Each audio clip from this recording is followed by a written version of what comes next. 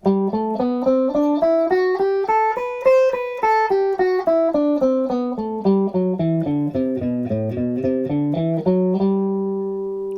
this is the major scale pattern 2. Now you'll notice that we're starting right up on the 4th string. A lot of people have trouble with this scale because of that, because they don't know the notes on the 4th string, but you should. Now this is a G major scale because this note is the note G. Those of you who know how to play an octave will know there's your root note from pattern 1. This is where we're starting this time. Okay? Now we're starting with the 2nd finger in the 5th fret of the 4th string. Then we're going to put little finger down in the 7th fret, same string. Now we're going to play 1st finger in the 4th fret, 2nd finger in the 5th fret, and little finger in the 7th fret. Now we're going to shift up a position, so 1st finger is going to be in the 5th fret of the 2nd string, 3rd finger in the 7th fret, little finger in the 8th fret, same shape on the thinner string, so 1st finger in the 5th fret, 3rd finger in the 7th fret, little finger in the 8th fret. Now we're going back down, lift off little finger, 3rd finger in the 7th fret. 1st finger will be hopefully still in the 5th fret, unless you've moved it somewhere weird. Little finger in the 8th fret, the 2nd string. 3rd finger in the 7th fret. 1st finger in the 5th fret. Crosses over now, little finger into the 7th fret of the 3rd string, 2nd finger in the 5th fret, still on the 3rd string of course, 1st finger in the 4th fret. Same pattern again now, so little finger in the 7th fret of the 4th string, 2nd finger in the 5th fret, 1st finger in the 4th fret. Now there's a little fingering trick which I'm going to talk about more in a second, but for now, little finger in the 7th fret of the 5th string, 1st finger in the 5th fret, still on the 5th string of course, then little finger's going to reach over to the 8th fret of the thickest string, 3rd finger in the 7th fret, 1st finger, 5th fret, back up we go now, so 3rd finger in the 7th fret, little finger in the 8th fret, onto string 5, so 1st finger in the 5th fret, 3rd finger now in the 7th fret, onto the 4th string, 1st finger in the 4th fret, and then we come back to where we started from, which is the 2nd finger in the 5th fret of the 4th string. So I'll just play it one more time, nice and slow.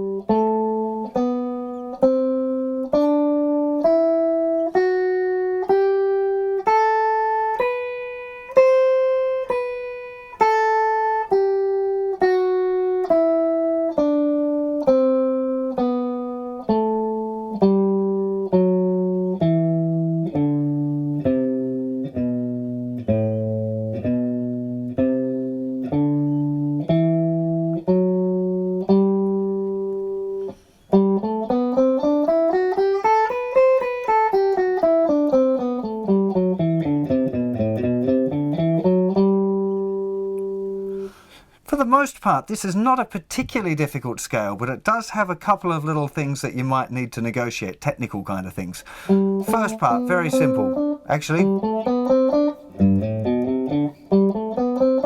okay, same as the first part of pattern 1. But now we've got this little position shift. So our hands had to move from the 1st finger being in the 4th fret to the 1st finger being in the 5th fret. Okay, you just need to get used to that happening. This part's nice and simple because it's the same shape each time. Here again, when you're coming down, little finger rather has to move from being in the 8th fret to the 7th fret. Now descending, this section's a little easier because it's just 4th finger, 2nd finger, 1st finger, 4th finger, 2nd finger, 1st finger. So on the thinner string, we've got 4, 3, 1, 4, 3, 1. Then we got 4, 2, 1, 4, 2, 1. Now this note here is the one that's a little bit difficult. It causes some problems later on when we look at pattern studies as well. It's the difficult member of the family. Now my preference is to use the 4th finger on the way down when I'm descending the scale. and first finger is how we make the transition there from first finger in the 4th fret, now first finger's in the 5th fret, okay? But coming back up, rather than crunching my hand up, I prefer to use my 3rd finger because my first finger doesn't have that big a deal to stretch back. So I'm actually using on that one note, little finger, 3rd finger. But if you wanted to, you could definitely use little finger both on the way up and on the way down. I can't even do it. I'm so pre-programmed to do it that other way now. Feels really odd to force myself. If you've got exceptionally long fingers, you might like to try that. Using your 3rd finger on the way down as well as the way back up. Okay, it doesn't really matter. I would pick a system and stick with it. The fact that I've practiced those scales so often, my fingers just naturally want to use that particular shape, and I think it's a good idea to have a system. Okay, again, really important that you're starting on this, which is the lowest root note, okay? Yes, there's a G down here, but this is the lowest one in our scale. So we'd start here, play all of the way up, all of the way down the scale, and back up and finish on the root note. And again, we've got a 17 note pattern here, so it'll cycle over 2 bars if you're playing 16th notes. 1 E and 2 E and 3 E and 4 E and 1 E and 2 E and 3 E and 4 E and 1. Okay, that's why there's this many notes in the shape.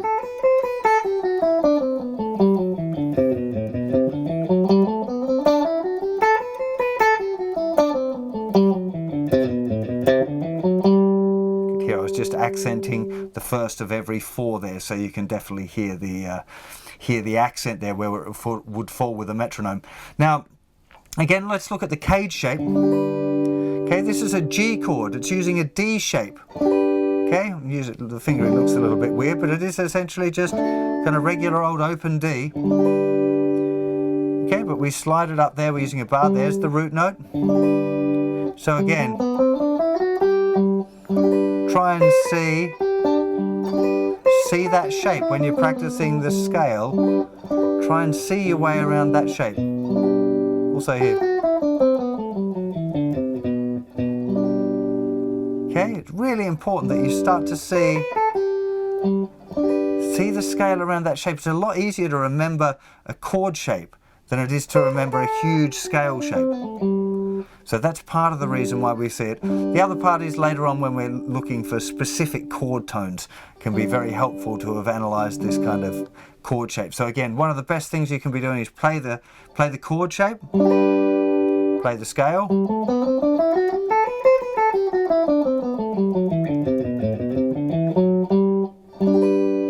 and then play the chord shape again.